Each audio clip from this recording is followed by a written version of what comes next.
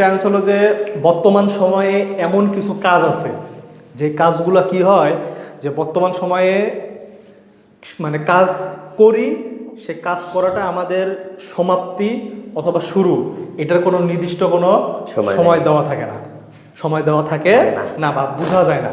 ঠিক আছে, তাহলে আমি আরেকবার বলতেছি যে বর্তমান সময়ে আমরা এমন কিছু কাজ করি, বর্তমান সময়ে এমন কিছু কাজ করি যে কাজগুলোর শুরু অথবা শেষ, শুরু অথবা শেষ এটা কি করা যায় না, ওটা বোঝা যায় না, ওটা মানে নির্ণয় করা যায় না বা নির্ণয় হয় না।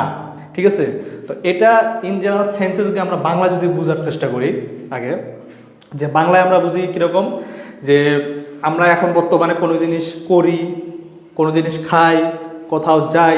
ঠিক আছে, এই সেন্সগুলো আমরা এখন কথা হলো যে আমরা আমাদের ইন জেনারেল প্র্যাকটিক্যাল সেন্স দিয়ে আমরা শিখবো এটা টেন্সটা, শুধুমাত্র ওই যে গ্রামাটিক্যালের রুলস স্ট্রাকচার, ঠিক আছে, এগুলো দিয়ে না।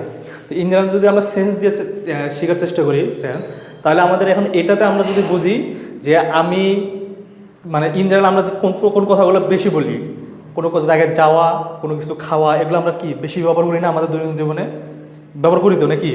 তাহলে আমি যদি বলি যে আমি অমুক জায়গায় যাই, আমি বাজারে যাই, আমি স্কুলে যাই, আমি পার্কে যাই, আমি অমুক জায়গায় যাই, তারপর আমি এই জিনিস খাই, সেই জিনিস খাই, ঠিক আছে, আমি ঘুমাই, আমি বেড়াই, আমি খেলা দেখি, হ্যাঁ, তো এই জিনিসগুলো যদি আমি বলি যে আমি স্কুলে যাই, অথবা আমি বাজারে যাই, অথবা আমি আম খাই, ঠিক আছে, আমি ভাত খাই, তা আমি এই জিনিসগুলো শুধুমাত্র ইন জেনারেল কথা বললাম, কিন্তু এখানে আসলে এখানে সেন্সটা কিভাবে কাজ করতেছে, সেন্সটা কিভাবে ডেভেলপ করতেছে এখানে, এটা আমাকে আগে বুঝতে হবে।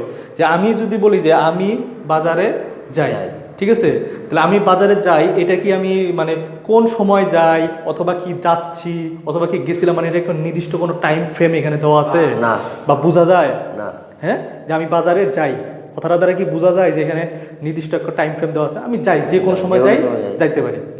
ঠিক আছে, এগুলো হলো এই সেন্সে যেগুলো আছে সেগুলো হলো যে আমাদের present indefinite tense, present indefinite tense, এটা হলো বাংলা দিয়ে আমরা বললাম। ঠিক আছে, এখন তাহলে আমাদের ইংলিশ স্ট্রাকচারাল থিংসটা তাহলে কি? ইংলিশ স্ট্রাকচারাল বিষয় হলো যে এখানে সাবজেক্ট থাকবে, তারপর ভার্বের প্রেজেন্ট ফর্ম থাকবে, আর কি থাকবে, অবজেক্ট বা এক্সটেনশন থাকবে। ঠিক আছে,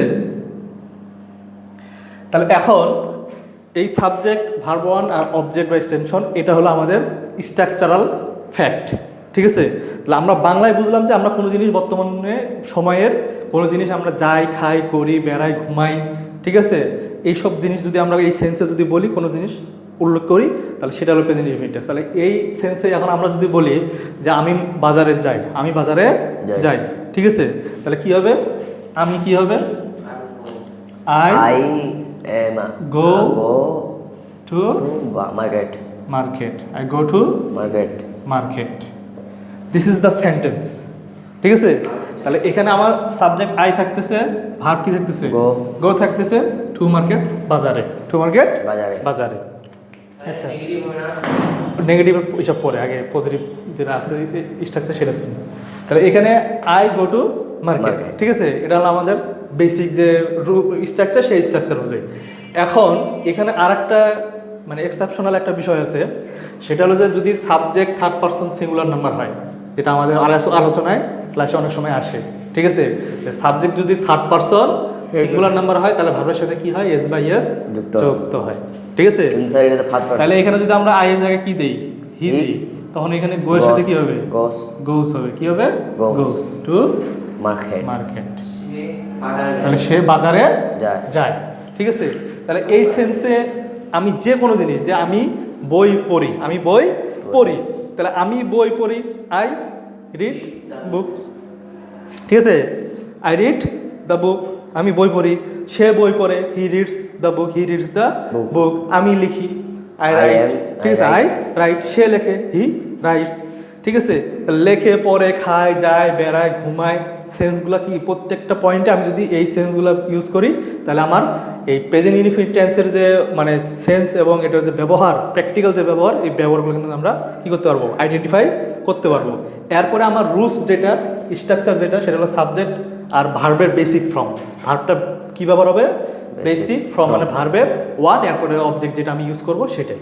ঠিক আছে, এই হলো ওভারঅল প্রেজেন্ট ইনডিফিনিট টেন্সের ব্যবহার।